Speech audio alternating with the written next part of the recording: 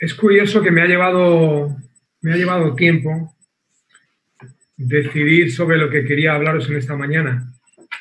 De hecho, tenía tres ideas, pero me costó trabajo decidirme por el tema de esta mañana. Tenía prácticamente decidido otra cosa, pero una y otra vez pues dudaba y al final me decidí por lo que quiero compartir en esta mañana con vosotros. Ahora, después de escuchar el testimonio de Karina, pues entiendo por qué me decidí por este mensaje. Bien, como siempre, es una bendición poder meditar en la palabra de Dios.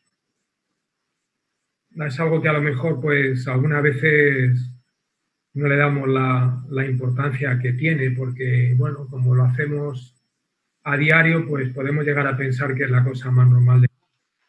Pero en este país en el que tan libremente vivimos nosotros, pues hace 3 o 4 siglos se torturaba y se asesinaba a la gente por hacer lo que vamos a hacer, que es leer la Biblia y hablar de ella. Y bueno, sin ir más lejos, hoy en día hay muchos países en los que no se puede hacer. Entonces tenemos que valorarlo en su justa medida. Y recordar siempre que es una bendición poder meditar en la palabra de Dios. Mirad,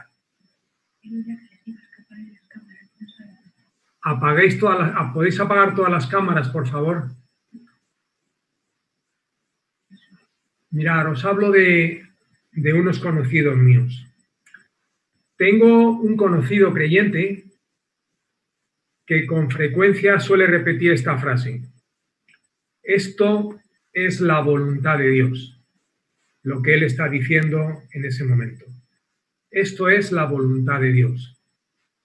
Curiosamente, su mujer, a la que yo conozco hace muchísimo tiempo, dice con frecuencia algo muy parecido a lo que dice su marido. Tenemos que hacer esto porque es la voluntad de Dios. Otro conocido mío marchó de Madrid a estudiar fuera de Madrid a un seminario en el que iba a estar 4 o 5 años estudiando, porque según él era la voluntad de Dios que estudiara en aquel seminario. Cuando llevaba 4, 5 o 6 meses, no sé exactamente cuántos, lo dejó, porque según él era la voluntad de Dios que dejara de estudiar allí. En una iglesia que yo conozco bien, una chiquita le dijo en cierta ocasión al muchacho más apuesto del grupo de jóvenes: tenemos que casarnos, porque el Señor me ha dicho que es su voluntad que nos casemos. El muchacho le respondió: espérate que también me lo diga a mí. El caso es que nunca llegaron a casarse. Aquel muchacho se casó con otra chiquita. ¿Por qué os comento estas cosas? Porque mirad, llevo mucho tiempo en el Señor y he escuchado muchas cosas. Y algunas veces tengo la sensación de que algunos creyentes hablan con mucha facilidad sobre la voluntad de Dios. Por no decir con cierta frivolidad. Parece ser que tienen la suerte siempre de saber qué es lo que quiere Dios en cada momento de nosotros. Bueno, pues me parece muy bien, pero yo, por ejemplo, no tengo esa facilidad porque algunas veces tengo verdaderos problemas para entender la voluntad de Dios. Algunas veces tengo auténticos problemas. Es cierto que en la vida de los creyentes hay momentos en los que podemos tener muy claro lo que Dios quiere de nosotros. Pero hay otras muchas veces en las que tenemos auténticos problemas para entender, para comprender y para aceptar la voluntad de Dios. Cuando leemos la palabra de Dios, es decir, la Biblia, podemos encontrar pasajes que cuentan que algunos creyentes en momentos determinados de sus vidas tuvieron muy claro lo que Dios quería de ellos. Por poner un ejemplo, David. David tuvo muy claro en el valle de Ela que tenía que enfrentarse con un filisteo de 2 metros y pico de alto y no sé cuánto de ancho. Era un auténtico armario aquel hombre. Tuvo claro que tenía que enfrentarse con él y se enfrentó con él. En aquel momento, un creyente llamado David tuvo claro lo que Dios quería de él. Pero también podemos encontrar en la palabra de Dios otros ejemplos de creyentes que en momentos concretos dudaron y pidieron una confirmación sobre otra, como por ejemplo Gedeón. Por tanto, creo que hay que actuar con prudencia cuando queramos saber lo que Dios quiere de nosotros, lo que Dios quiere de su pueblo, en momentos concretos.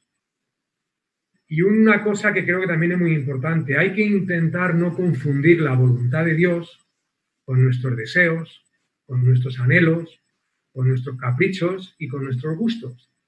Hay que ponerle paciencia y humildad a la cosa y sobre todo,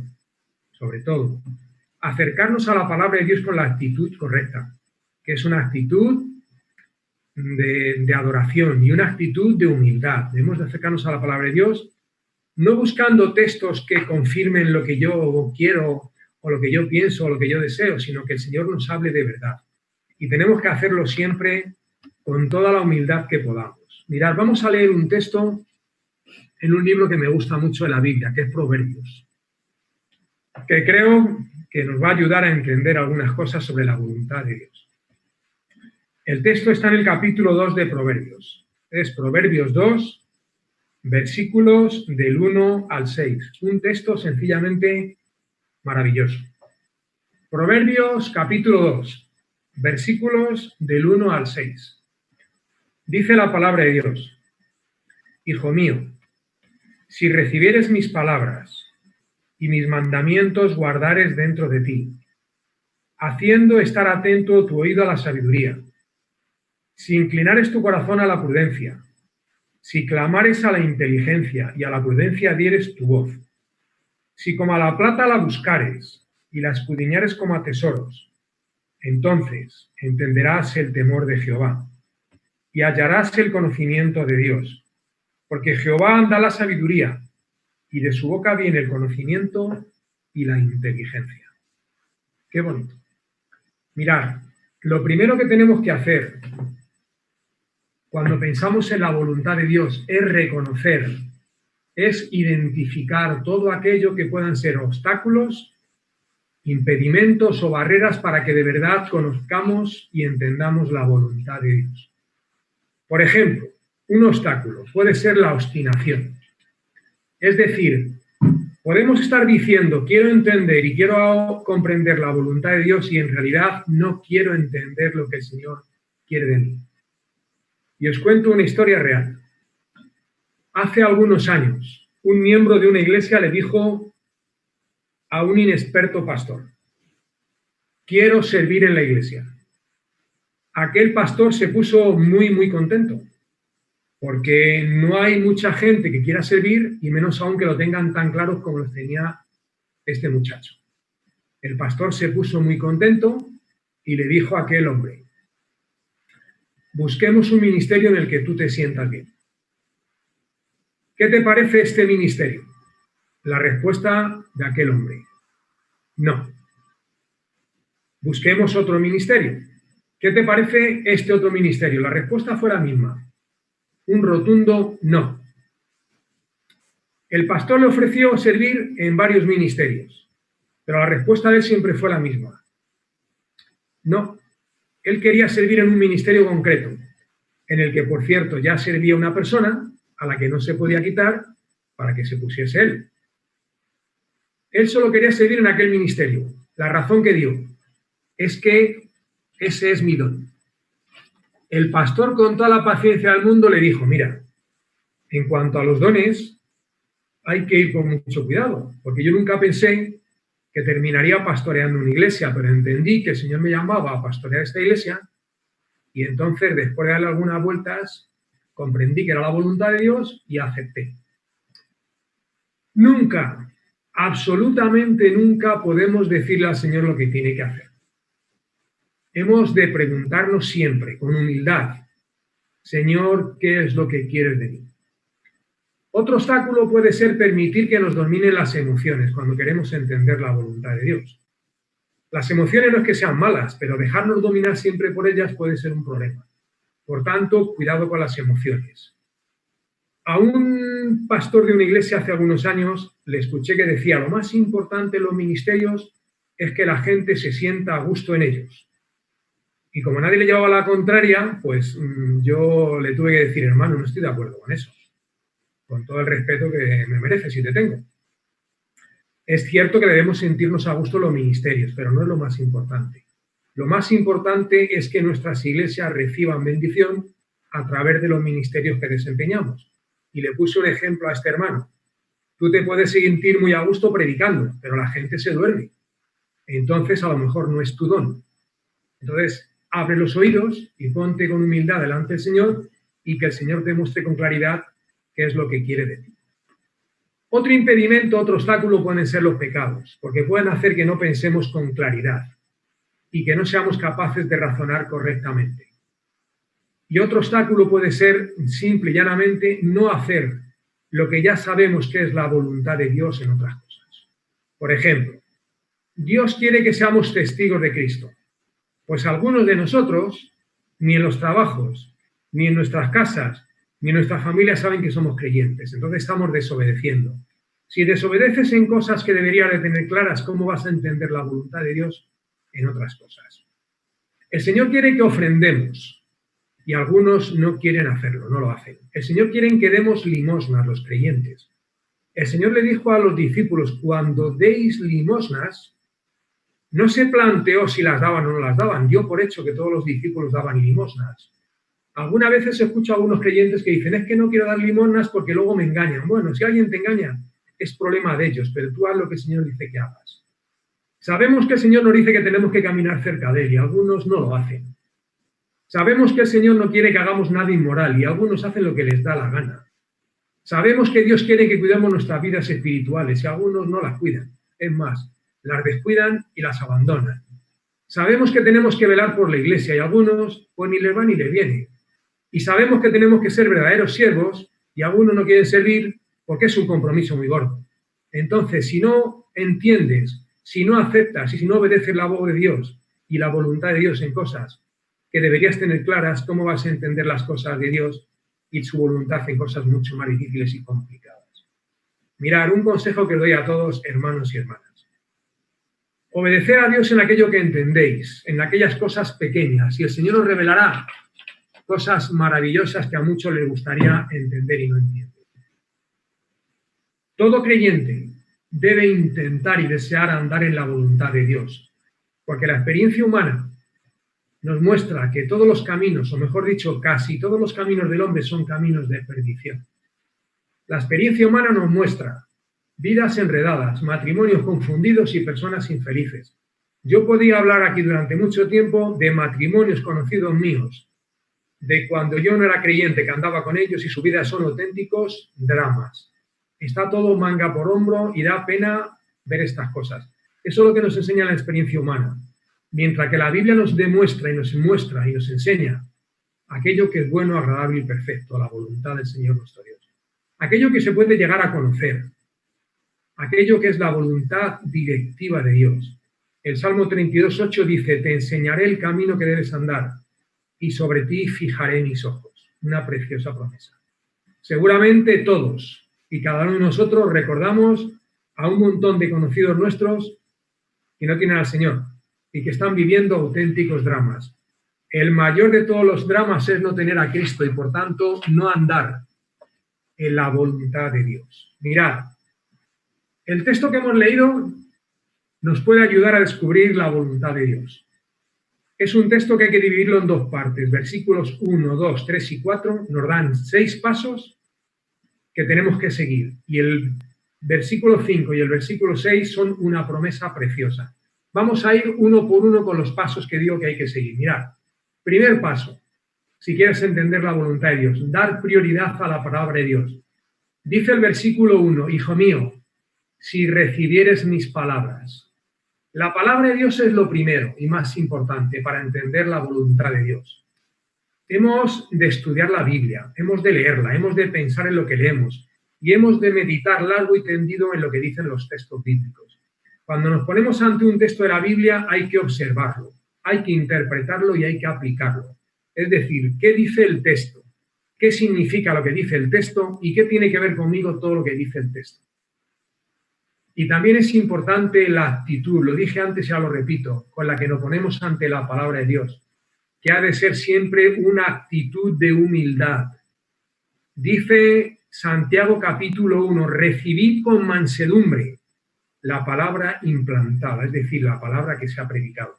Eso es lo primero, acercarnos a la Biblia y recibir la palabra de Dios. Segundo paso, guardar la palabra de Dios en un lugar seguro, como antes decía Karina.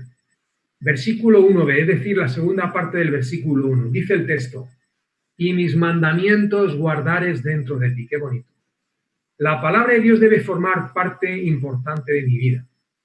Debo de guardar los textos en el corazón, debo de memorizarlo como lo que son auténticos tesoros. Y cuando estoy afligido y cuando no sé lo que hacer y cuando busco dirección de Dios, recordar lo que el Señor me dice. Dice un texto precioso, en mi corazón he guardado tus dichos. Ahí es donde hay que guardar la palabra de Dios. Tercer paso, estar atento a lo que Dios tenga para ti y tener los oídos limpios y afinados para escuchar con claridad la voz de Dios. Dice el versículo 2, haciendo estar atento tu oído a la sabiduría. Si quieres que Dios te hable, si quieres que Dios te enseñe, tienes que estar atento y tienes que estar interesado y tienes que estar involucrado en las cosas de Dios. No podemos estar tan pendientes de las cosas del mundo. No hay que estar tan pendientes de las cosas de este mundo. Hay que estar pendientes y sensibles a todo aquello que ya sabemos y a todo aquello que tenga Dios preparado para nosotros. Cuarto paso, algo muy bonito, inclinar el corazón. Dice el versículo 2, segunda parte. Si inclinares tu corazón a la prudencia. Inclinar el corazón sería algo así como estar verdaderamente y con total sinceridad preparado y abierto a ser enseñado, a ser dirigido y, si llega el caso, a ser amonestado por el Espíritu Santo de Dios. El texto menciona la palabra prudencia, algo que debe caracterizar la vida de todo creyente, en todo lo que hacemos y emprendemos, porque la imprudencia y la vida cristiana son dos cosas que no casan bien. Hay muchos textos en la Biblia que nos animan a ser gente que actúa con prudencia. Pues hagamos lo que dice el texto. Inclinemos nuestro corazón a la prudencia y hagámoslo de verdad. El quinto paso, orar fervientemente, poner pasión y poner fe en nuestras oraciones, orar sin cesar y hacerlo con intensidad. Versículo 3, si clamares a la inteligencia, el texto dice clamar, es decir, invocar, pedir con fe, pedir con insistencia, clamar a Dios como hicieron en momentos concretos de sus vidas grandes siervos del Señor, clamar ante el Señor. Sexto y último paso, buscarle por todos los medios. Versículo 4, si como a la plata la buscares. Lo primero es la palabra de Dios siempre, pero el Señor puede hablarnos por medio de las circunstancias y por medio de las evidencias, y también por medio de otros creyentes. Pero por favor, siempre con sentido común, siempre con prudencia, siempre con sensatez y con sabiduría, no dejándonos llevar nunca por algunas extravagancias que se están poniendo de moda en nuestro mundo evangélico. Y os comento el caso de un amigo mío. Mirad, un amigo mío servía en una iglesia de Madrid y le llamaron para servir en una iglesia de fuera de Madrid, a 500 kilómetros de casa. No sabía qué hacer. Señor, ¿qué quieres que haga? ¿Y cómo me va a decir el Señor lo que tengo que hacer? Bueno, pues él encontró un método que para él debía de ser muy bueno, pero para mí era un disparate. Iba conduciendo por la carretera con su mujer al lado y le dijo a la mujer, mira, si viene un coche blanco, nos vamos. Si viene un coche negro, nos quedamos. Y si viene un coche de cualquier otro color, esperamos. Pues mira por dónde vino de frente un coche blanco. Cogió a su mujer y a sus hijos y se marchó. Y fue la ruina total de su vida, porque desde aquel momento no ha levantado cabeza y de hecho está alejado del Señor. Entró en aquella iglesia como entra un elefante en una cacharrería y montó una que para qué te quiero contar. Por favor, acordaros de estos 6 pasos. Siguiendo estos 6 pasos seguramente encontrarás la voluntad de Dios. El texto en el versículo 5 y en el versículo 6 promete, hay una promesa de discernimiento. Dice el texto bíblico, si sigues estos 6 pasos, entonces, versículos 5 y 6, entenderás el temor de Jehová y hallarás el conocimiento de Dios, porque Jehová da la sabiduría y de su boca viene el conocimiento y la inteligencia. Eso es lo que promete el texto. Entonces, hagámoslo. Y con esto voy a concluir. Creo que es muy importante que todo creyente descubra la voluntad de Dios para su vida, aunque algunas veces pues sucedan cosas que nos partan el corazón, como le sucedió a nuestra querida Karina y a sus hijos. Hay momentos en los que nos cuesta entender lo que quiere el Señor de nosotros. Algunas veces puede suceder que el Señor nos esté pidiendo algo que nos cuesta darle, que nos cuesta obedecer. Y decimos que no entendemos su voluntad y en realidad lo que no queremos es obedecer. Dejadme que os diga unas cosas. En la obediencia siempre hay bendición. En la desobediencia hay desazón y desasosiego. La Biblia nos enseña que la voluntad de Dios siempre es agradable y perfecta. Romanos capítulo 12, versículo 2. Así de tajante. La voluntad de Dios es agradable y perfecta. Pues confiando en esta verdad y en esta promesa de Dios, creo que podemos encontrar paz y encontrar esperanza para lo que tenemos por delante, que por lo que se ve nos espera un otoño y un invierno movidito. Espero y deseo que esta breve reflexión os ayude a todos y cada uno de vosotros, y a mí también, a saber y a entender lo que el Señor quiere de cada uno de nosotros en cada momento de nuestra vida. Vamos a orar. Amado Padre, te damos muchas gracias por ti, Señor, por tenerte, por conocerte, por poder caminar de tu mano y por poder vivir una vida de comunión contigo. También te damos gracias por tu santa palabra, Señor, por el mensaje de amor, de esperanza y de bendición que dejaste en ella para nosotros. Te damos gracias por este pasaje que nos dice que podemos llegar a entender tu voluntad. Te pedimos, Señor, que nos ayudes a guardar estas cosas en nuestro corazón, en un lugar que solo tú conoces y que solo conocemos cada uno de nosotros. Te pedimos también, Señor, te pido que protejas a tu iglesia en Alcalá de Henares, que cuides de todos y cada uno de mis hermanos, que no permitas que ninguno de nosotros nos desviemos ni un milímetro de lo que es tu voluntad. En el nombre del Señor Jesucristo. Amén.